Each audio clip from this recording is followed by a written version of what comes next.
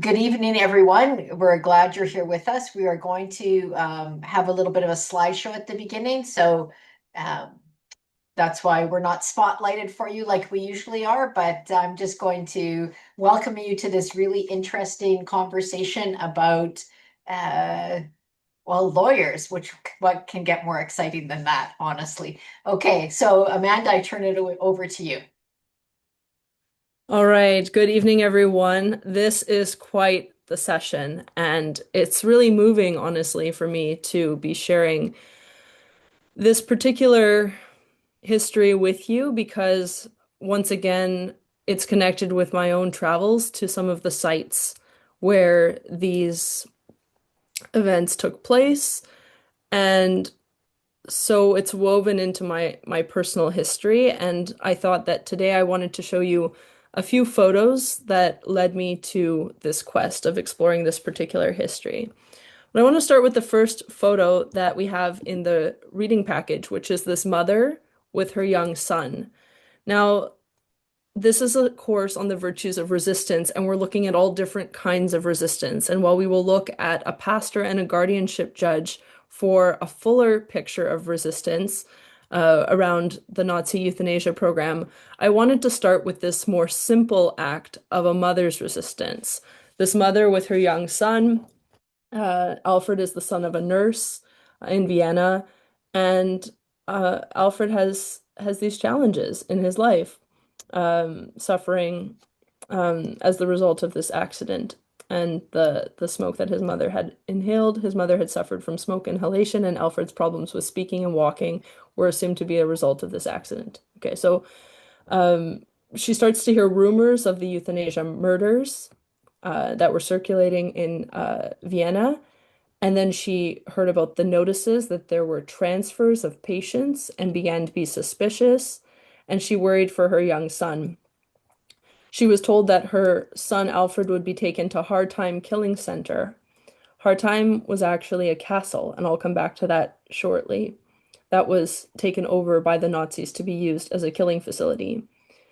And she went to protest this and to ask questions. And eventually he was taken, unfortunately, to the children's ward of a euthanasia uh, killing facility within Vienna. And the cause of his death was officially pneumonia, but there were a lot of falsifications of deaths and a lot of deception of family members.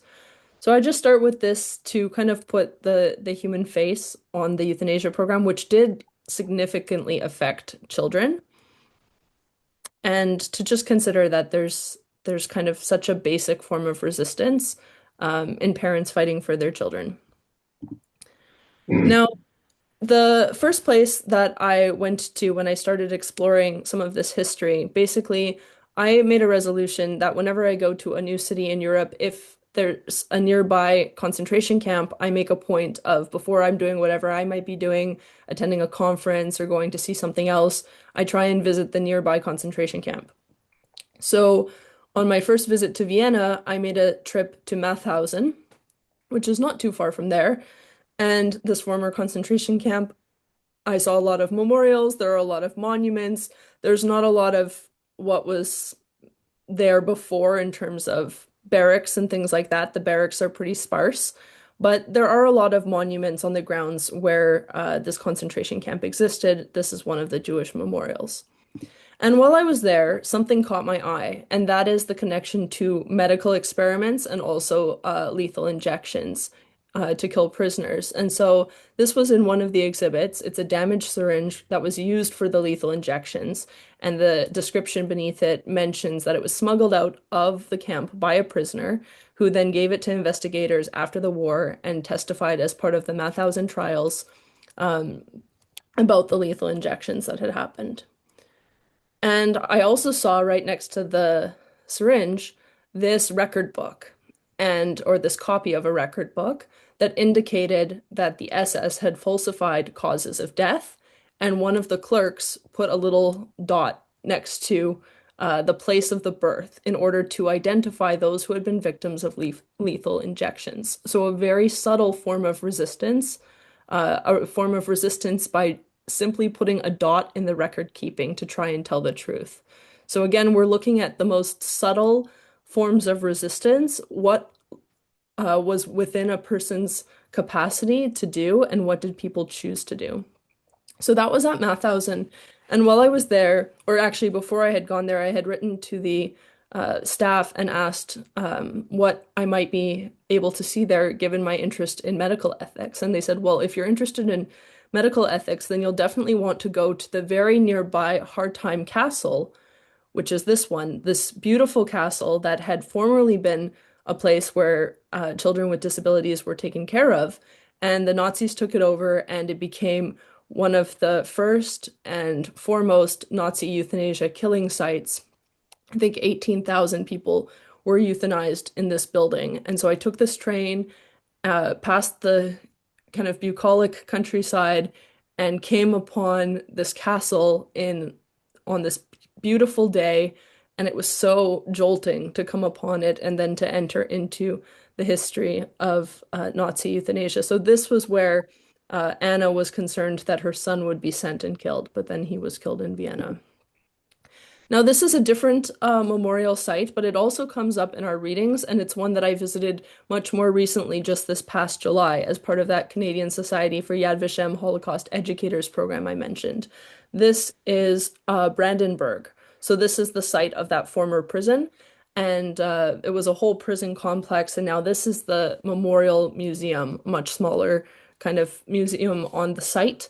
The original euthanasia kind of parts of the site were all destroyed and removed. But they have a simple memorial museum.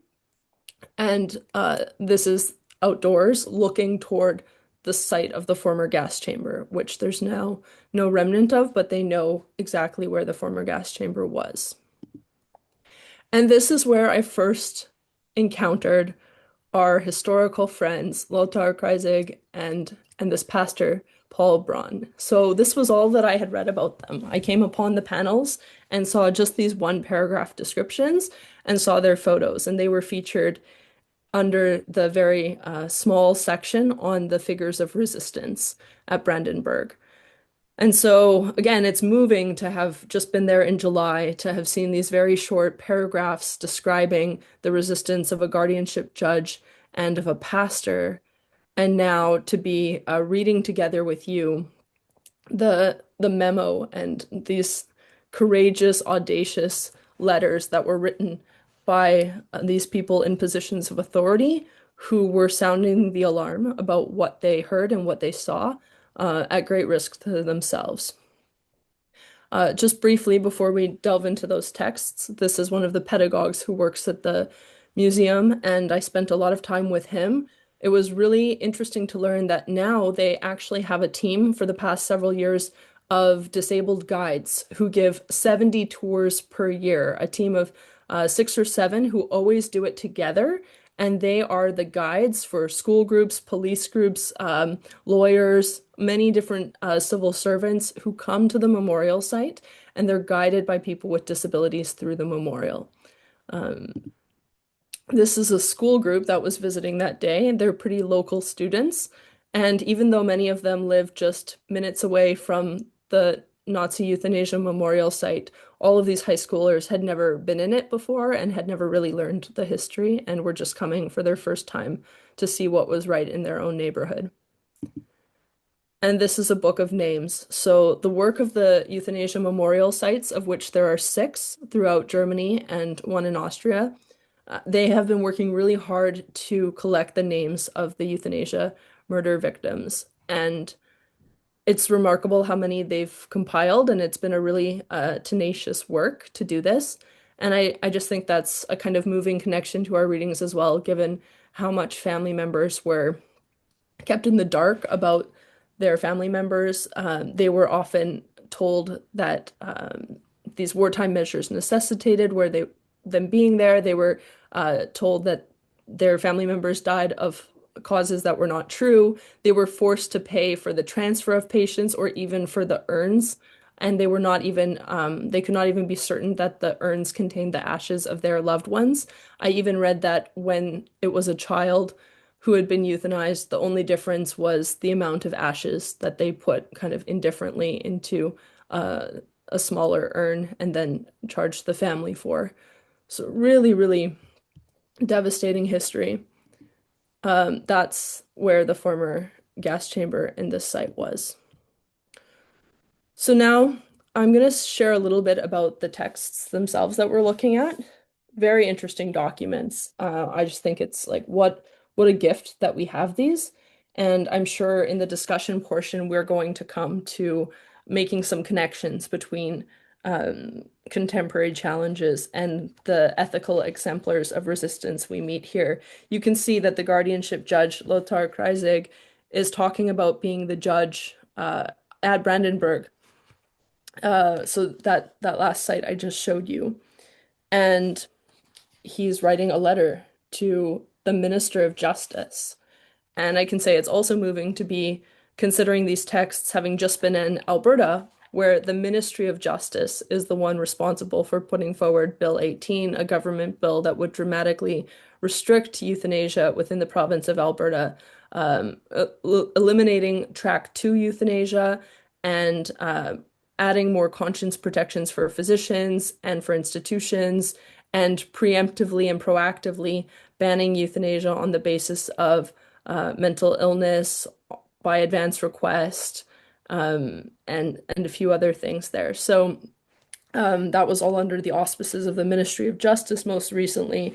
And so um, here we have a lot of interesting lines. I think simply and we can delve into this more in our discussion portion. I'd love to hear what struck you about how they put things in these letters. There's a kind of restraint combined with a remarkable audacity given their position and given the climate. And so, how are they straddling that restraint and audacity in what they're highlighting, especially given to whom these documents are addressed? And then we have the pastor who's a director at a psychiatric facility.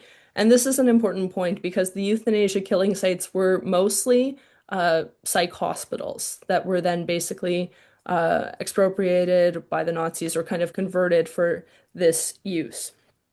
And as we read in the description of the pastor's letter, he knew that this investigation that he undertook very diligently for the couple months that it took to investigate things that were very secretive, he knew that there could be consequences, but he said, in any case, to this point, I have done what I could, and I have tried to ensure that the voice of the church will not remain silent in these ongoing negotiations.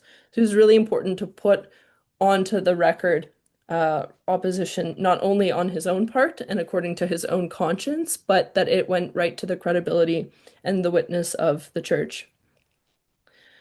Here we have a lot of reference to the kinds of conditions that were the criteria for Nazi euthanasia.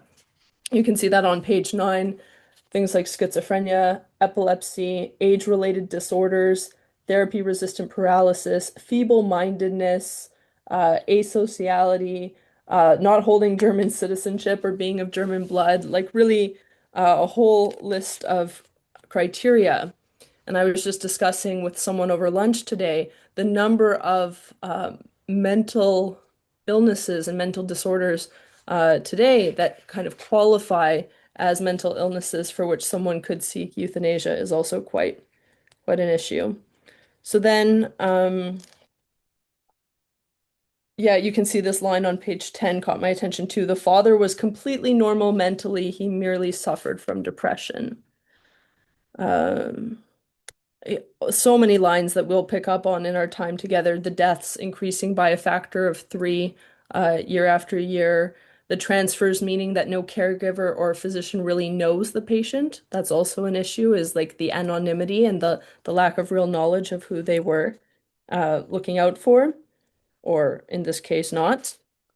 And yeah, so there's a lot here. I just think these are remarkable historical documents. It's amazing to have them. One of them we had to translate automatically, but the other one is on that U.S. Holocaust Museum, and I've only really come across these documents by coming upon them at these very sites. And so it's really exciting for me to be able to share them with you so that we can see what the resistance on the record by people in positions of authority, by professionals, looked like during this time. So I'll turn it over to Nicole. One of the things that I thought was really interesting, I'd love people's thinking on this, is in German society, the number of physicians and of um, doctor or physicians and lawyers who really supported and integrated into the Nazi system and really helped that system do a tremendous amount of damage. There's a book called The Nazi Doctors by Robert Lifton, and it was very interesting how how integrated the whole system was in the medical profession, and the same with the legal profession, that many of the judges and the lawyers were very enthusiastic about following the new laws that were coming in. And I wonder, and I just throw this out there, if there's something about those kinds of professions that makes them have that kind of fall prey to these kinds of ideas where they are better than everyone else, can kind of can say we can act like God in these situations. Yeah, so now it's open for discussion. Feel free to jump in as you like. I do think we have a few new people, so I don't know if we explained it at the beginning, but yeah, that's Sure. normally how it goes. We do a little prelude where I just kind of sketch the topic and introduce it, and then that portion is recorded and uploaded, and then the second half, which is the longer half, is the part we do now, which is off the record and doesn't get posted, where you're free to speak your mind and comment on any aspect, either the presentation portion or the readings or contemporary connections or your own practice, like really anything that you like to discuss.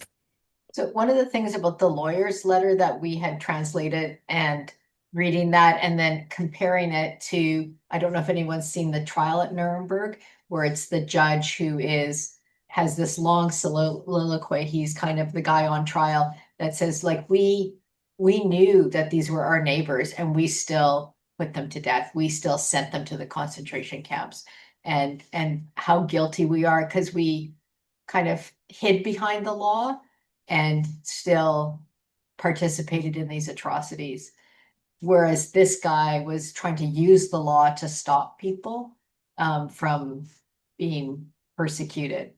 I just find that's really interesting that, and I think it's kind of a default or a problem today for doctors and lawyers who have this maybe elevated role in society and think therefore that they can make decisions that affect people in areas that they have really no understanding of what it's like to live in those situations or be that person.